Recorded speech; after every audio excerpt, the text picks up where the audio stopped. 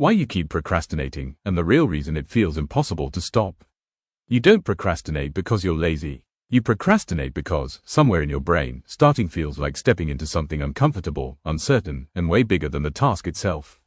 And the worst part, the longer you wait, the heavier it gets. What starts as, "I'll do it in a minute," turns into guilt, panic, self-doubt, and that sick feeling that you're somehow falling behind your own life. So if you've been staring at one important thing, avoiding it, and wondering why you can't just make yourself do it, this is for you.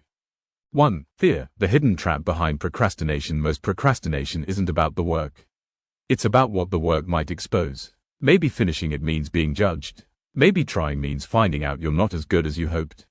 Maybe starting means facing the version of yourself that has been saying, "I should be further by now."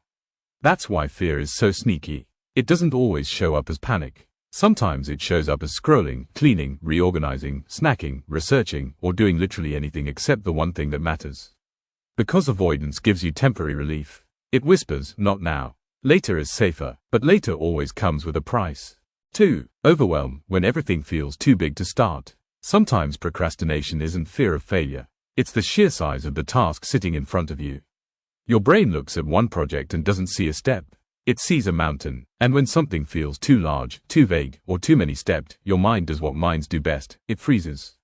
Not because you can't do it, because it doesn't know where to begin. That's why, just start, is terrible advice by itself. Starting is easy when the first move is obvious. It's hard when the task has become a cloud of pressure, deadlines, expectations, and mental noise. Overwhelm doesn't just slow you down. It makes the task feel emotionally expensive before you've even touched it.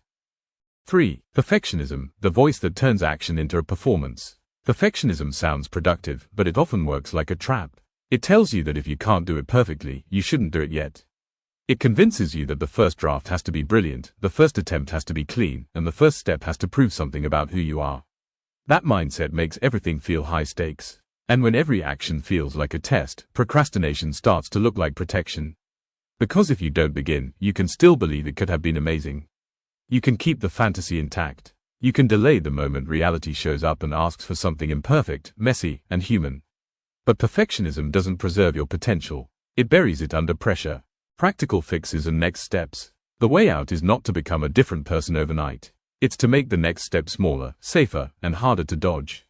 Name the real reason you're avoiding it. Fear, overwhelm, perfectionism. Be honest. Shrink the task until it feels almost too easy to refuse. Open the document. Write one sentence. Set a 5-minute timer.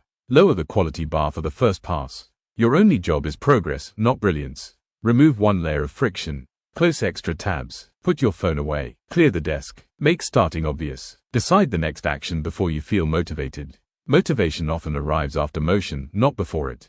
The goal is not to win the day. The goal is to break the spell. Because once you move, even a little, the task stops being a monster and starts being something you can actually handle.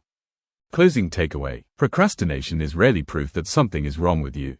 It's usually a signal that the task has become emotionally loaded. And when you understand that, you stop fighting yourself like an enemy and start working with your brain like a system that needs a better entry point.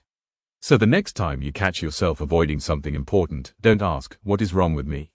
Ask, "What is this task making me feel?" That one question can change everything. If this helped, subscribe for more videos that make self-sabotage make sense, and leave a comment with the one thing you've been putting off so you can finally get it moving.